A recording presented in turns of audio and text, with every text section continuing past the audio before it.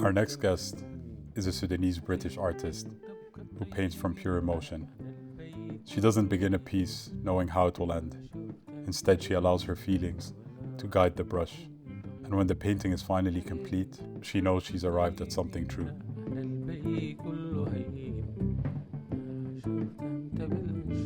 Her work is a celebration of identity, belonging, and Sudanese heritage, blending colors, textures, and symbolism to tell stories that are both deeply personal and universal. As I've looked at her work, there's something consistent that runs through all of it, a theme that caught my eye. I can't quite put my finger on what it is, but I'm excited that today I'll get the chance to explore it with her. Please welcome Tasneem and Nail. Now, Tasneem, before we get serious, there's stereotypes about artists. I imagine the oversized, either cardigan or lab coat almost, the round glasses, and chain smoking in a cafeteria, people watching, also maybe drawing sketches of people walking by. There's a vibe, you're too cool for us, too cool to even participate in the events we go to. You have your own artistic events. How do you feel about those cliches, and are they true? I find them a bit funny, but I feel like at the same time there is some reality to it, some truth to it. I am sometimes people watching, drawing things that I find interesting or amusing. I am in a big oversized boiler suit, maybe not a cardigan, but in a boiler suit, painting. And I do like going to artistic events. Okay. So well, yeah. I think, at least from our conversations, you passed the cool check for sure, but I wouldn't categorize you as the over the top weird artist, when it goes too beyond in the way you speak and the way you move. We can still relate. Maybe you don't know me that well. Maybe I don't know you, actually. That's a good point. So Tasneem, where I'd like to start is to get to know a bit more about you and a bit more about your background. So if you can tell me a bit about where you were brought up, where you're raised, a bit about your background, your household, if you have siblings, love to hear all of it. My name's Tasneem Nail. I was born and raised in London. I'm Sudanese, and I always used to visit Sudan almost every year up until the war. I feel like I'm very Sudanese, I'm so proud to be Sudanese. A lot of my paintings are influenced by the culture and by just being in a household with my siblings and my parents. How many siblings do you have? I have 3 siblings, Okay. 1 older sister and 2 younger brothers. Okay. I think in our household we're very in touch with our Sudanese culture. Mm-hmm. We love to listen to Sudanese music. We eat a lot of Sudanese food. Would you say it was you almost stepped in to Sudan being at home, but then obviously you're born and raised in the UK, in London. How was that in contrasting between the two different worlds you were dipping in and out of? Growing up, I didn't really feel or notice it. I think maybe in earlier years when I'm maybe in primary school, I wasn't kind of so self-aware of being British. I was always just a Sudanese girl, even though I'm born and raised here. You do experience racism growing up here, in my earlier years. And so then you recognize that you are different to a lot of people here. But London is very diverse. And so you kind of just see people from all different backgrounds. Yeah, I think growing up, we went to school like normal, but we also went to Arabic school every Saturday. So I think having that learning Arabic, learning how to read and write, speaking Arabic specifically at home as well was very much what made it that we were so in touch with our culture. Was your household a creative household? Yeah. My older sister is also an artist with a architecture background. She's an architectural designer. I paint, obviously, but I have a background in interior design and I work as a set designer as well. And both my parents were very, very interested in the arts. My dad used to write poetry. I don't know if he still does, and he keeps it away from us, but it's not anything he's really shared with us. Never shared with you? No, I think it was sort of a life he lived before us. And my mum is also very into kind of like costume and like making clothes. And so she's really into that as well. Wow, fascinating. You spoke a bit about your professional or academic background. Can you expand a bit more? In school, I was studying my A levels in art, media, and English. And then I went to university and studied interior design as a BA. As I was studying for an undergraduate, I was also painting just to express myself. So it wasn't anything that I don't think I saw it being a thing that I wanted to continue. I just saw it as a way of expressing because I picked it up at school and continued it. So that's your earliest time you remember Yeah. stumbling upon canvas and paintbrushes and beginning your Yeah. journey there? Okay. So I didn't actually I think have a kind of a unique experience where I didn't study it for GCSE, for example. So I think the usual process is that you study art for GCSE and then you take on art A levels and then whether you progress into university or not with it, that's your choice. But I didn't take it on for GCSE and I kind of skipped it and jumped into A levels. And I had a teacher that kind of just advocated for me who was like, no, she can skip it and she'll learn fast enough to kind of just do it in A levels. She specifically as you, like, yeah, because you had the unique ability she recognized. I think so. I still talk to her today. So Okay. yeah, I think so. I thank her for that. I think A level art was when I first kind of learnt the skills and the techniques on how to create certain paintings or create certain artworks. And then from then on, I realized that I really do enjoy it. And so I kept doing it just as a way, as a hobby, or as not necessarily a hobby, but as a way to kind of just express yourself. So now art has now become a constant in the back burner of your life. It's something you're always doing now from that point on.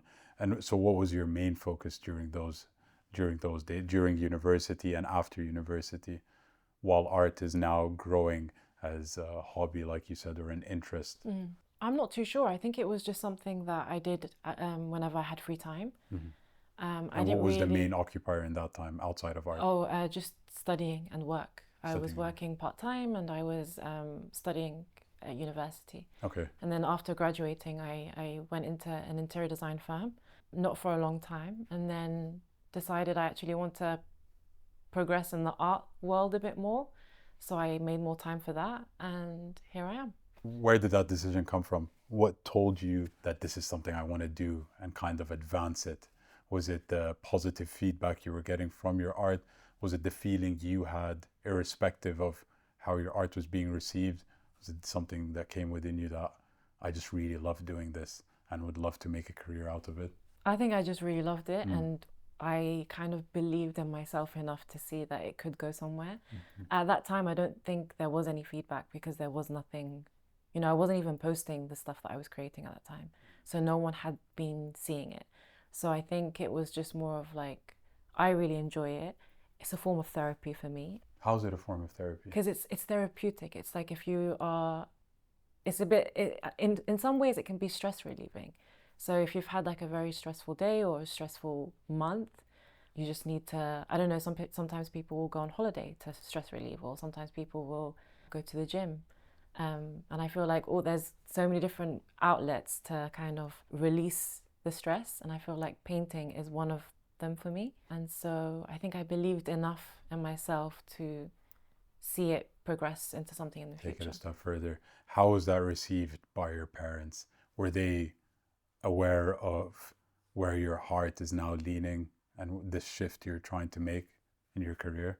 I mean, they were fine. I didn't really think about how they would think about it. I kept going at it while studying, while still working. So it wasn't like I had given up on anything else. I just kept painting and kept making whilst I was still, studying and working. And so as it did progress, they're very proud and they're very happy. I feel like my dad posts it on Facebook all the time as well. That's amazing. That's amazing. It is like we're sat now in your studio, and like I said, like to you many times, there is something very unique about your art, and it is at a very high level, even for someone like me who might not have that much nuance where it comes to depicting ability or quality in art.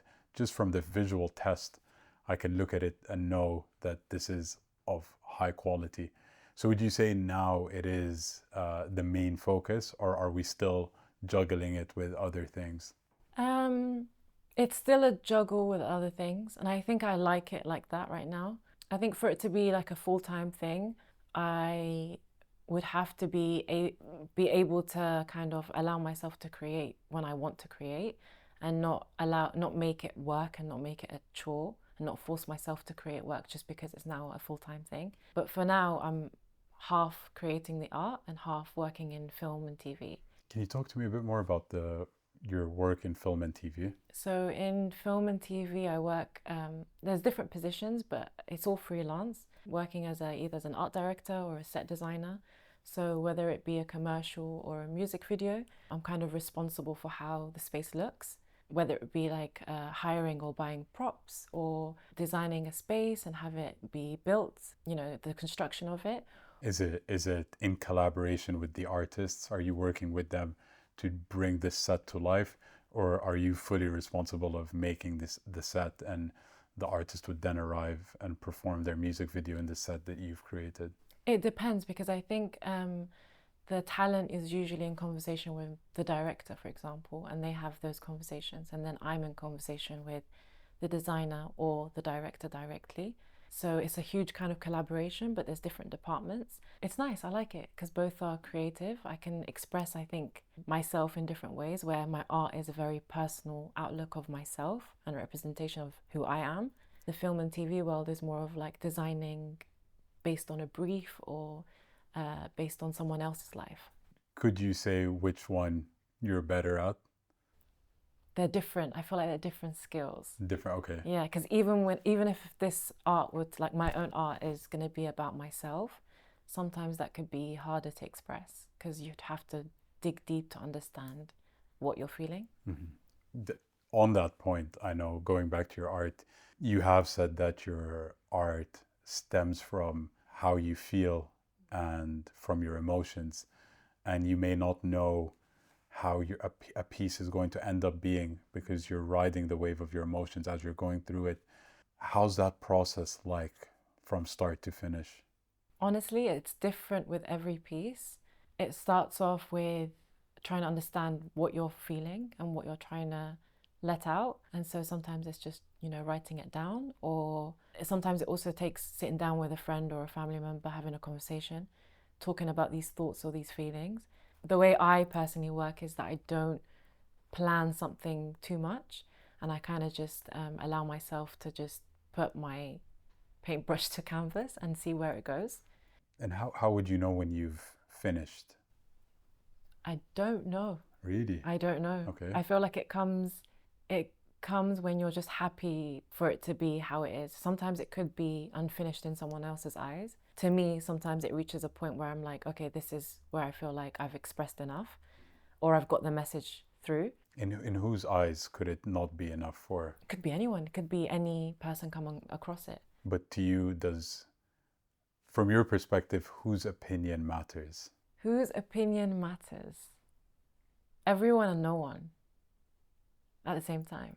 That's very deep. Because I don't know if their opinion matters, but it's nice to hear people's interpretations. But at the same time, I do create it for myself. So I don't think I care enough. It's not that I don't care, but I don't think I create work for other people's validation. But their opinions are important because it's there to be viewed. Mm-hmm. Exactly. That's a very interesting point, which we'll get onto, because people's opinions ultimately, when it comes to monetizing or selling your art piece, how much they value your work is a direct contributor to how much you sell your work for. So if you put on the business hat, then those opinions become very important. Or maybe they don't. Maybe in the world of art, it's more about your expression. If that's valued, so be it. And if it isn't, so be it.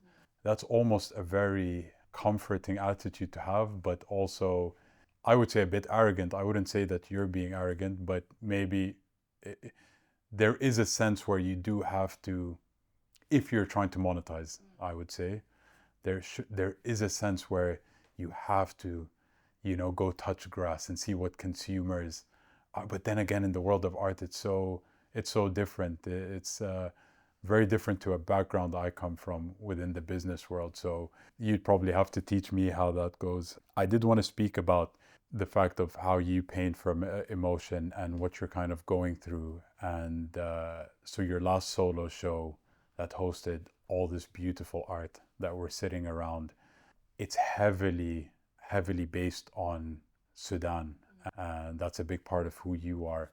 But specifically during this time, why is there so much? Why are we touching on Sudan so much? I almost can't help it, to be honest. I feel like everything I do, even just in conversations with people I meet for the first time, I'm almost like putting Sudan out there in any conversation. And I think specifically with what's happening with the war recently, I feel like responsible to make sure that I'm spreading awareness. And I feel like that's the least I could do, especially when I come across people who are even from, say, neighboring countries and sometimes don't know what's happening in Sudan. And I feel like there isn't enough media presence or information out there. Or maybe it's just not enough effort for people to, they're not putting enough effort to learn about what's happening in Sudan. So if you're painting from a place of emotion, was there a point in time where Sudan was particularly in that moment weighing heavy on your chest and therefore it made its way onto the canvas? Is Sudan just, so if you paint again in a year or in 2 years, would it also be about Sudan? Who knows? But I think probably.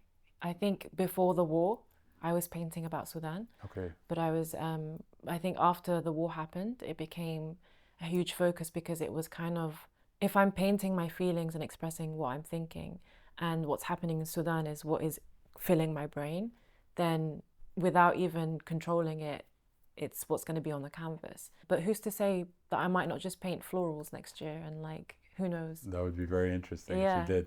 I think because there was a time where you told me that you took a step back and looked at all of your work. I think it was Yeah. at the show, and you had realized in that moment how much Sudan has affected you, Yeah. because you finally get to see all of your work in front of you, and they're all touching on an aspect of Sudan.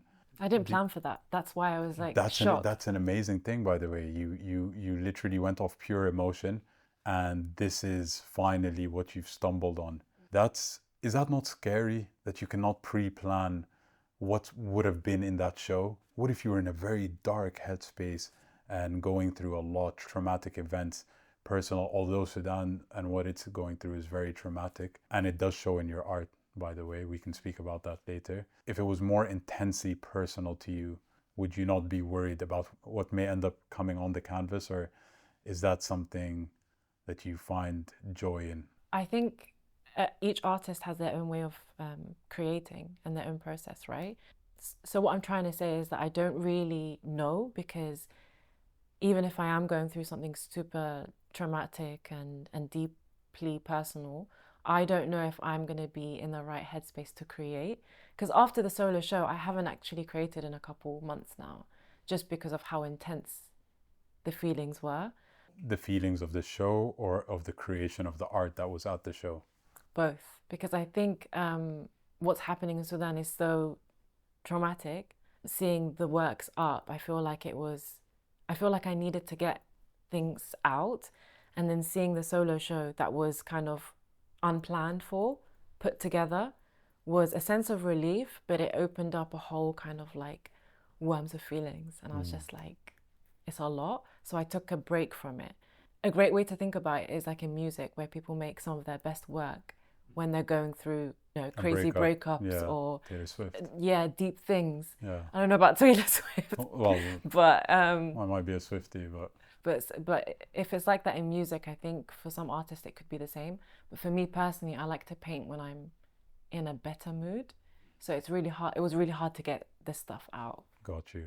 What was the reception like at the show? What was the feedback like? It was great. It was great to hear people's interpretations of things, because I feel like it becomes tunnel vision when it's just your thoughts and your interpretation of the work. And to hear something completely opposite of what you intended for it to look like is so nice. What were you hearing, and from who? And did it matter then? From all kinds of people. I was talking to children, adults, Sudanese, non-Sudanese. Some people got it. There's a lot of cultural references in my paintings, and some people recognized some Sudanese cultural aspects to it, and some people were intrigued and asking what things were. But a lot of the times I would let them tell me what they thought first, and it was just interesting.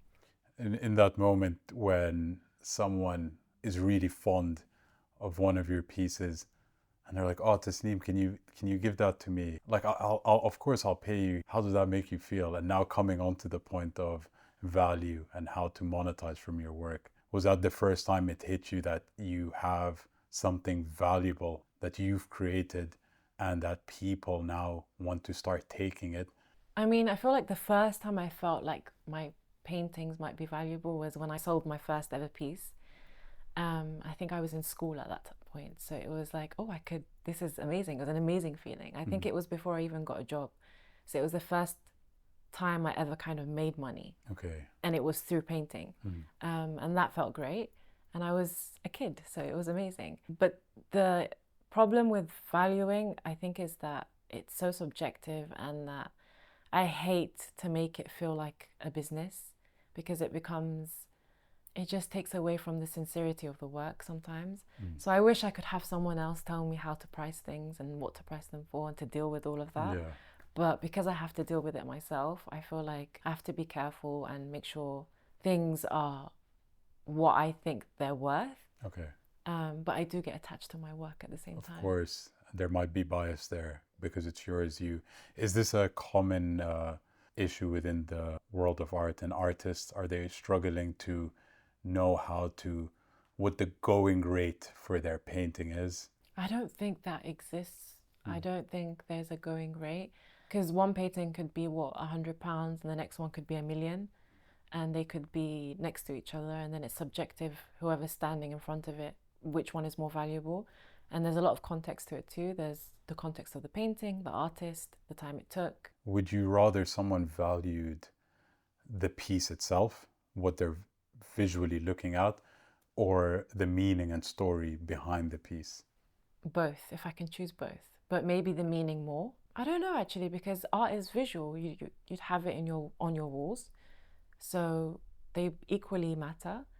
I mean, there's people that will tell you, for example, that art is separate from the artist, but I think it's not. I think you can't separate them. You can't. But you've told me as well that you don't like putting descriptions along with your art, because you like people to interpret it the way they do without knowing the story behind it. Why is that? Because it's an experience. I feel like I enjoy going to galleries and seeing art for the first time, but I don't want to be told how to feel. I mean, I think the information should be there. The context should 100% be there. The description should be available, but I like to seek it. So if I walk into a gallery and I like a piece of work, I want to be able to look at it and think about it and have my own interpretations before I then go and research about it later. But if the information was just there, then it would be kind of telling you how to feel. Okay. Which takes the enjoyment out of experiencing. You'd like it to be like a secondary thing almost, where you've looked at the art and then there's a small plaque in the corner with little writing that then can tell you how to interpret it. There's, I'm not sure if you know of the piece, The Comedian by Maurizio Cattelan, which is basically a banana, and it's duct taped onto a canvas, and it's sold for $6.2 million. That to me is why I find the art industry so not insane, because who's to say that it isn't valued at that much, but it's a banana duct tape onto a canvas, small canvas, banana duct tape. It does come with a 14-page manual though on how you can refresh and buy a new banana.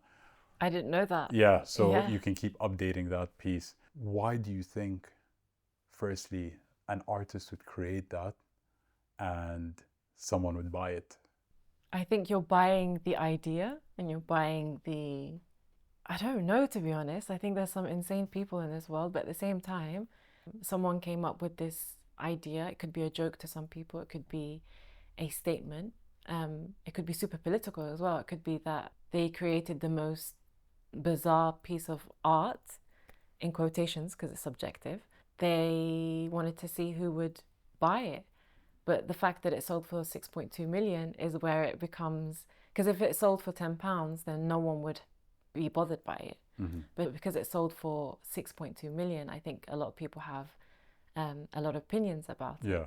But I think the fact that it sold for so much is part of the art. The whole trolling, the whole joke of it all, that I can literally put this, duct tape it, and it will sell for that much. And that you can refresh it. That's insane. And then that's insane. You know, that's like, that is showing something. And like you said, I also believe that what it's revealing within our society is the art. And it's actually so cool. I find that the artist can sit back and watch this all unfold. It's like a massive social experiment. Exactly. For him. Would you ever do something like that? Who knows? I don't think so. But who knows what the future holds. Some people say that like that's an unskilled piece of art. It's a banana and duct tape. Do you feel like there is skill, like real true skill involved in artistry, or do you feel like it's more a case that you're either born with it or not? Can anyone become an artist, or is it limited to a few talented, gifted people? I feel like the skills can be learnt, which is why people can go to art school and learn these different skills. But I think the ideas and the meaning or the idea onto a canvas is what, I don't know if you have to be born with it, but it takes a certain type of brain, I think. Even biologically, they say that I think artists use more of the left side of their brain. So I'm just, I don't know. It is all subjective in the end. Can you define just real quick, I don't know why we didn't do this already, what art is? What is a piece of art? Wow. It's so subjective that you can kind of make, like you can pick up anything and be like, this is art, as long as you can elaborate and kind of explain it. So I feel like anything these days can be art, but where do we draw the line? That's the thing, I don't know. But I tend to create more traditional art where it's paint on a canvas. Do you low-key judge the people who don't do traditional art? No, really? No, not at all. No, like really? No, because okay. I think it's so interesting. For them to come up with all these unique forms of, I'll put it to you this way. Is there an art form or art forms you respect and don't respect? Respect and don't respect? No, I respect all of them, I think. Yeah. So is traditional art among artists, if we take it away from yourself, is it the most respected, or in the world of sales and how art pieces that do best? I know sculptures are quite high up there in terms of how the world values them, regardless of size, small sizes up to statue sizes.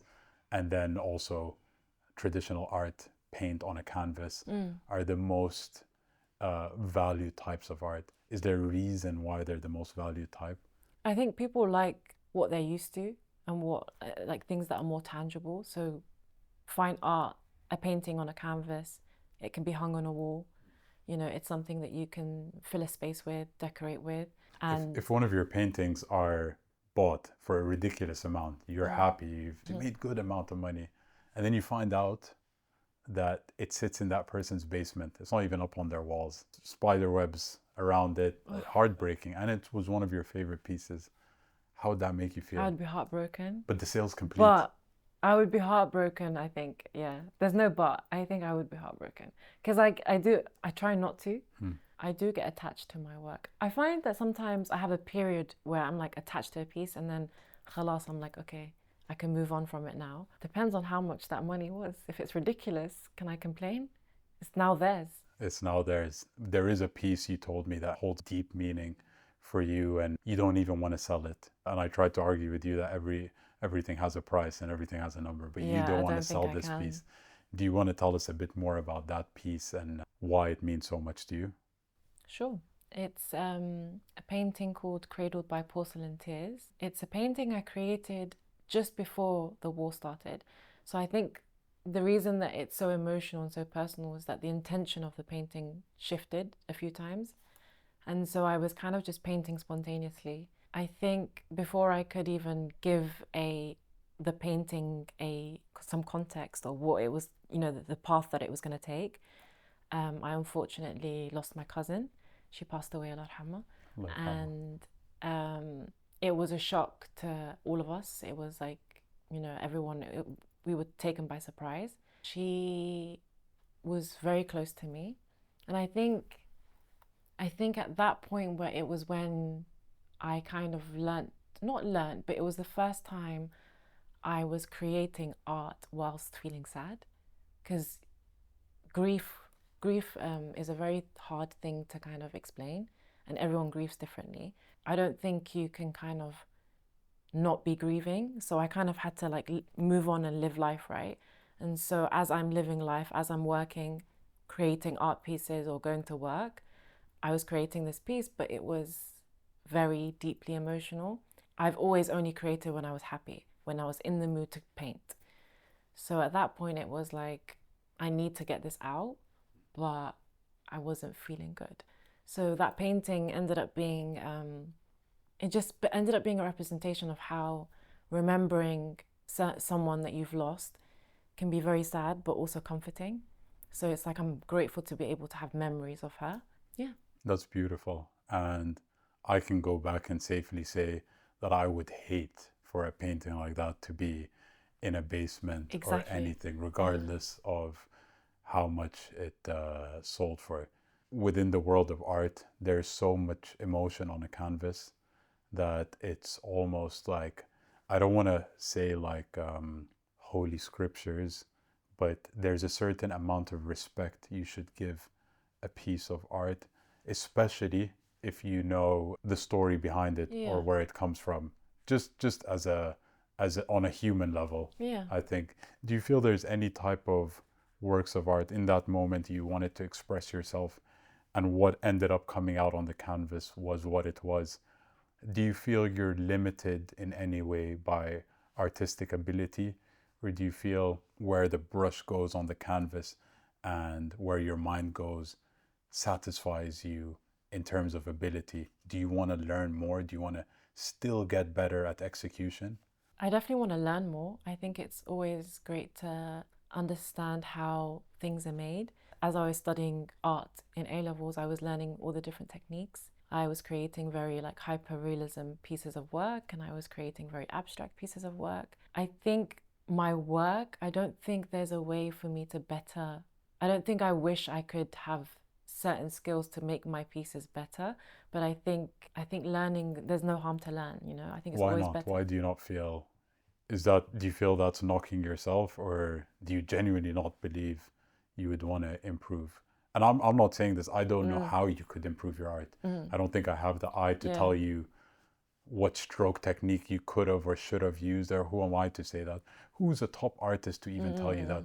But aren't there like some people who could have been like, Tasneem, listen, you should have done XYZ on this piece, and it would have really, you tried to bring out the blue, right? I did, yeah. Okay, you should have done this. Yeah. Do you I feel, mean, yeah. it's interesting because I think people can have those opinions, Mm. but I honestly think whatever's on the canvas is what I wanted it to be. If I wanted to improve it in a way, I would have improved it before anyone had seen it. Yeah. So it's not that I'm amazing. It's more of, there isn't a specific technique that I'm trying to follow here or copy. And so there's no blueprint to the style of work I'm creating. Sure. If it was hyperrealism, then you could kind of pick out and be like, the color is wrong. There's shadow here, there's light here, the form, contrast, all of this. Because we have real life reference. Exactly, because you have some sort of reference to follow and a blueprint to follow. But when it comes to, I think, my kind of work, it's just whatever I put on the canvas. And I don't think there's going to be a way to be like, oh, it should have been this. Because I think I would have changed it before anyone would to see it. Got you. Would you upload all your work to AI software? Never. Never. Why? Um, You don't want AI to No. be able to replicate your work? No, but also I don't think it's AI art that is copying an artist's piece of work is the same. Even if it were to look identical to the eye, it's just never the same. How would you feel if you did upload your work to AI and it gave you 10 more new variations of your own work? Would you not be curious to see what it thinks your next pieces could look like? No, Not at all. no, because I don't know, so I don't know how AI would know. Do you know what I mean? That's a very good point. Yeah. I guess there is something about even me personally, I would not, if you told me a piece was created by AI, because I am very big on the story behind it and the effort and emotion that went into the piece. So I don't think I'd be able to. Actually, I don't know. I I don't mean, know. it could probably create something visually beautiful, Yeah, but it wouldn't be me because it it wouldn't wouldn't be. have that substance to But it. what if, because yours would be like valued at like 50 times the.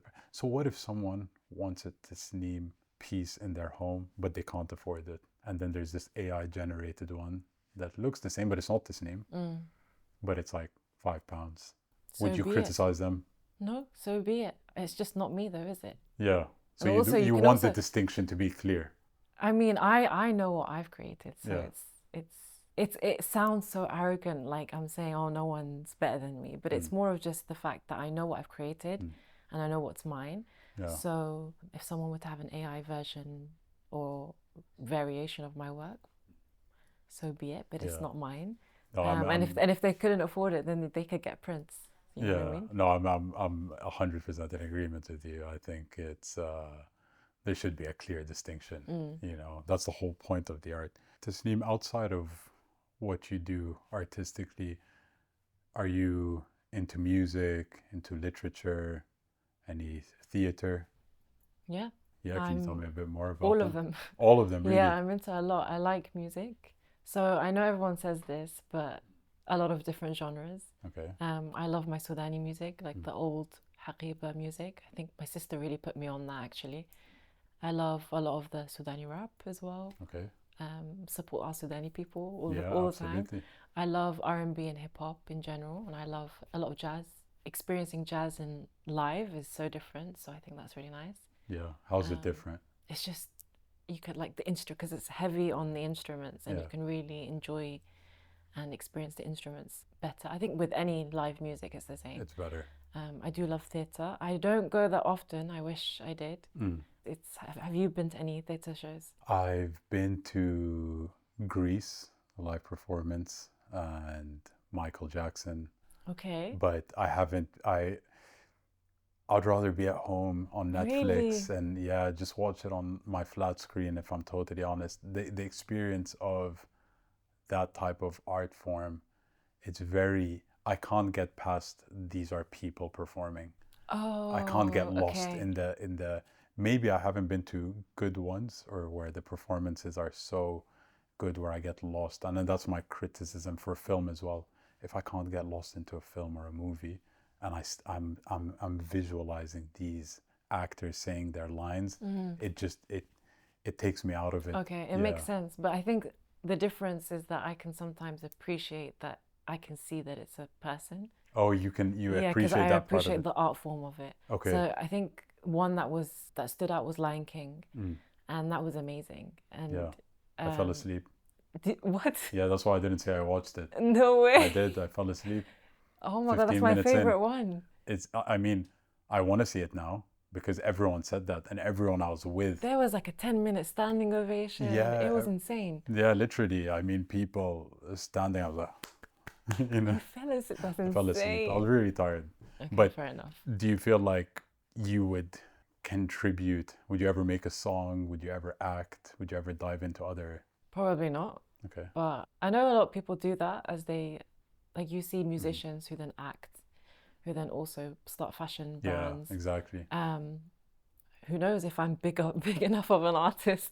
I think maybe. Yeah, absolutely. You think like because the way I see it is if you can creatively express yourself here Yeah. on a canvas, who knows how your mind would work within these other realms Yeah. of art, because it's all art, right? So Yeah. like technically there might be some carryover. Yeah. Maybe not acting or music, but I would love to do fashion. Fashion, That would okay. be great. I think that was one of my childhood dreams actually, Yeah. to be like a Are we fashion getting designer. closer to your first fashion piece? Maybe, who knows? Yeah. I mean, I would love to. I love the suspense. I was gonna ask you, and I'm so excited to ask you about this. So I stumbled across the series Love, Death, and Robots, and there's one episode, very short episode.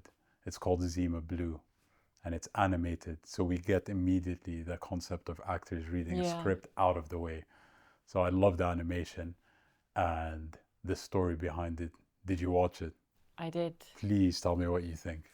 I thought it was really interesting. I like that it was a very short video. It was like 8 minutes long. I related to the storyline a lot, but at some points it was it felt very dramatic. But I liked that because it felt like it was, in my head, it's using the extreme to kind of get a message across. Yeah. What message did you take? An artist can put a lot of meaning and value to something, and to a lot of other people, to the audience or the people consuming this art, it's just another thing. It's, I think for this specific series and the episode, it was like the color Zema Blue. I don't really remember if that was the name. It was the name. Yeah. But if that's what they refer to the color, am I right? That's what they were referring to, the color. So what he started with portraits. Yeah. And they were excellent. And so he was unsatisfied that he feels he's mastered portraits, but he wasn't satisfied.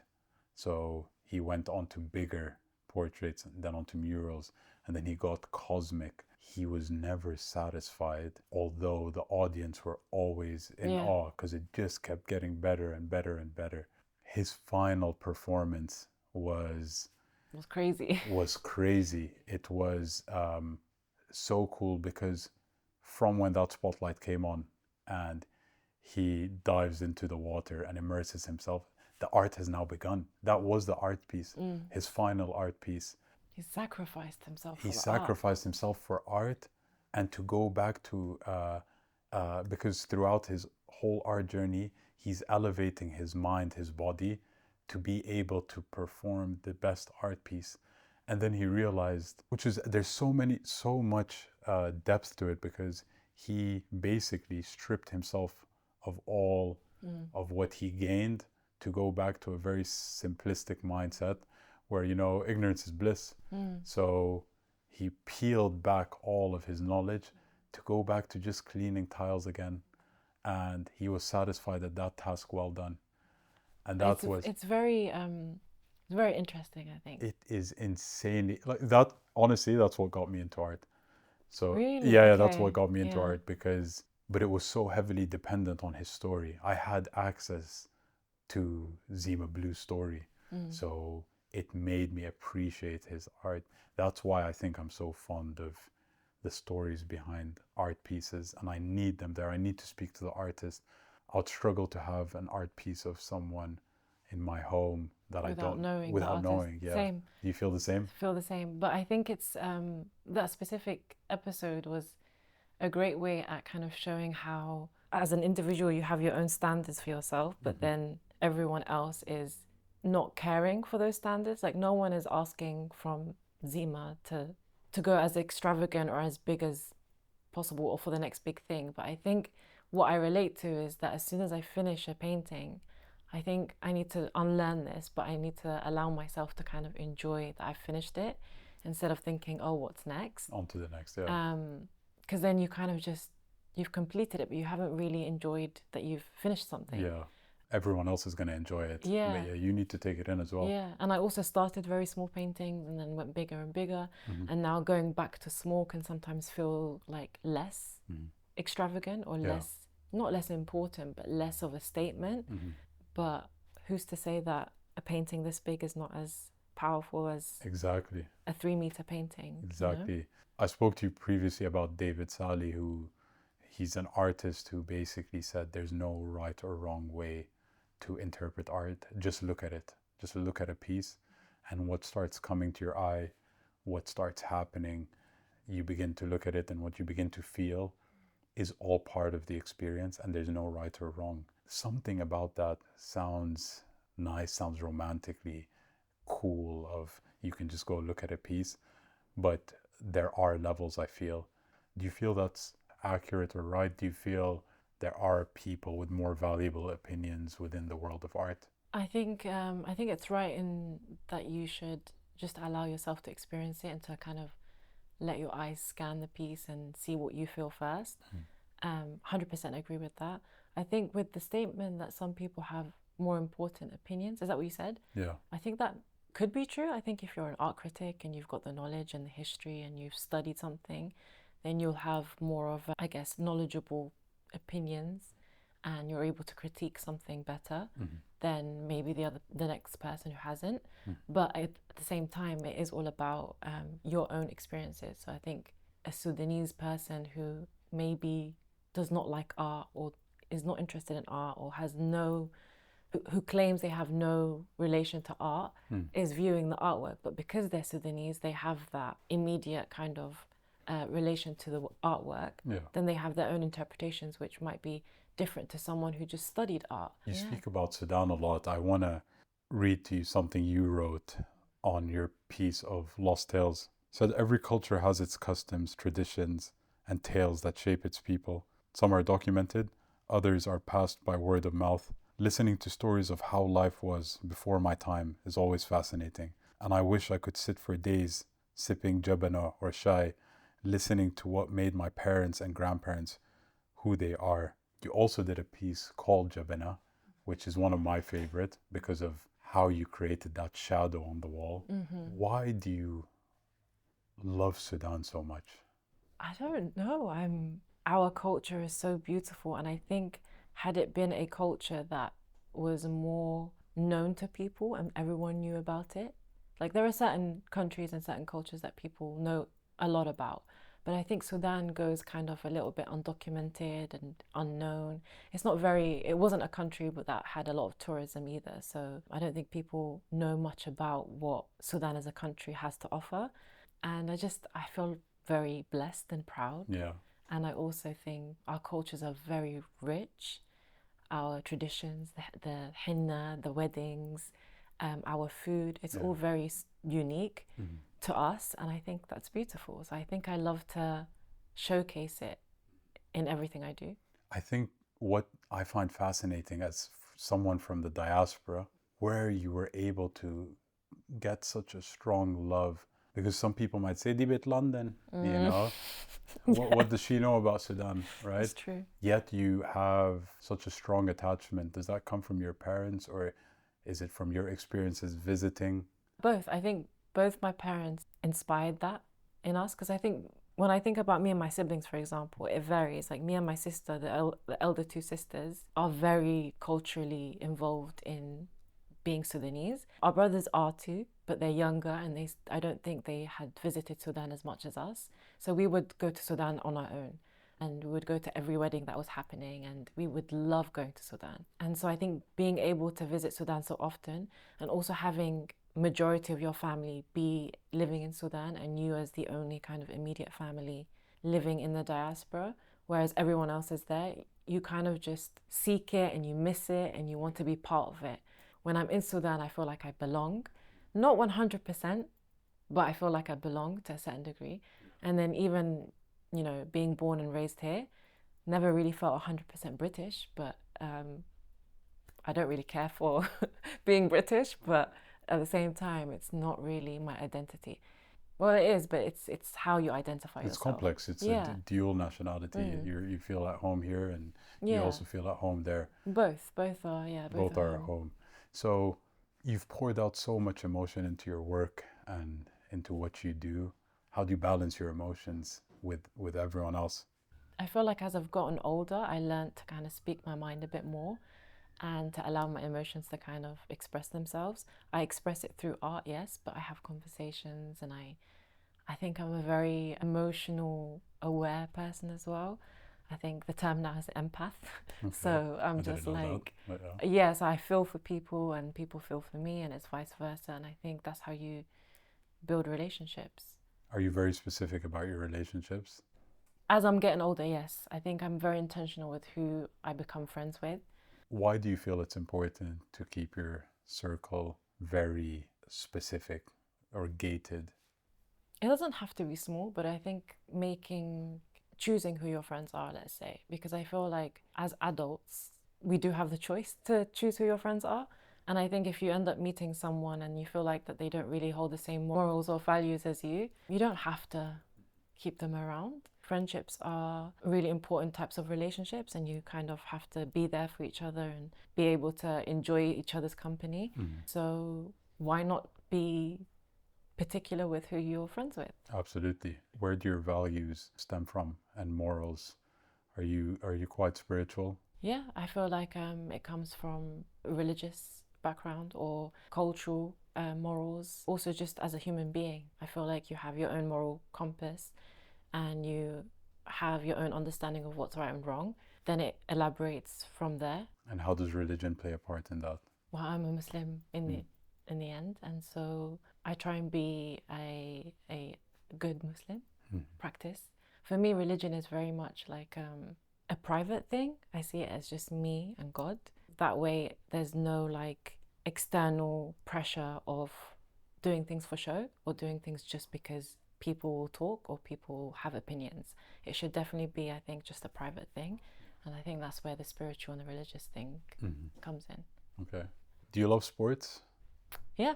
Yeah. Recently, yeah. What did you get into recently? I've been getting into the gym a lot, and I've been running and hiking, and I'm learning to swim better because I can swim, I can float and move forward and back, but I don't know how to properly swim. So been learning. I just found out that not everyone can swim.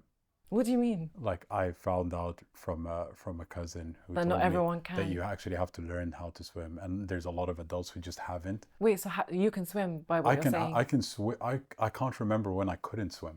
Oh. You know, so and I just thought that was like everyone. Everyone picked it up. I just thought everyone just knows how to swim. So. But can you swim and like breathe and like swim rhythmically? And breathe, everything. Okay. Yeah. See, I can't do that. Maybe not fast or not competitive, but just floating in all levels of water and just moving around. That's nice. I need to get to that. I mean, you would. It's how long have you been active for, or out of those, which is your favorite? You're doing a half marathon soon. Yes. Yeah. Are you Next ready for week. that? I'm excited. Yeah. I'm kind of doing it for vibes. Yeah. I'm not like, I don't have a number where I want to like finish before this time, but I just want to finish alive and in time. Yeah. And I also just want to enjoy it because I think running has become a challenge for me. I think I started out hating it and I didn't understand and I thought I couldn't run. And then I figured out that actually it just takes a lot of training. Yeah, it's quite nice. There are a few pieces I wanted to show you and just take your thought on them because I found them very interesting. There's 3. One's yours, 2 aren't, but I'd love to take your opinion on them. Okay, so, well, I guess the one that's yours, memory lane. Can you talk to me a bit about it? Because I know you're referencing London, Porto, Khartoum in it, right? I tried to guess which is which. Okay, I was going to ask you to guess. Yeah, I was trying to guess. So each line is a representation of either Porto, London, or Khartoum. Yes. Okay, so if I'm to guess, the upper line is Khartoum. Oh, my goodness. I'll say the bottom line, the furthest bottom is London, middle Porto, top Khartoum. Yeah. Is that correct? Yeah. Really? Yeah. So Khartoum top, Porto middle, London bottom? Yeah. Okay, that's fascinating. How did I get that right? You tell me. I don't know. I really don't know. That's the thing. I made them so that you almost can't tell. Okay. To be honest, they kind of do. There's like an element in each row that kind of is from somewhere else. Yeah.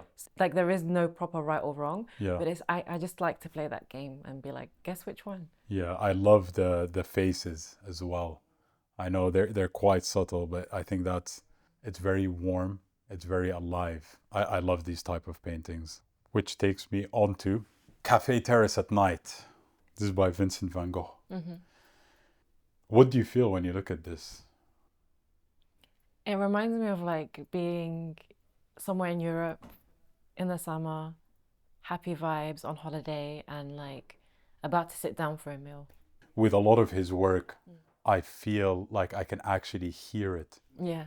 It's so strange. I think, and I'd love to hear it from an artist's perspective, but I feel the circular motions in his work. My brain completes a circular rotation. Yeah. And so it's like almost moving, and I can hear the sounds of the city, of the light which I found fascinating, honestly. I'm going to show you this. Apparently, some scholars have said that he's paid homage to Leonardo da Vinci's The Last Supper. Interesting. So, Yeah, I'm familiar. Yeah. so apparently, if you would have zoomed in, Yeah.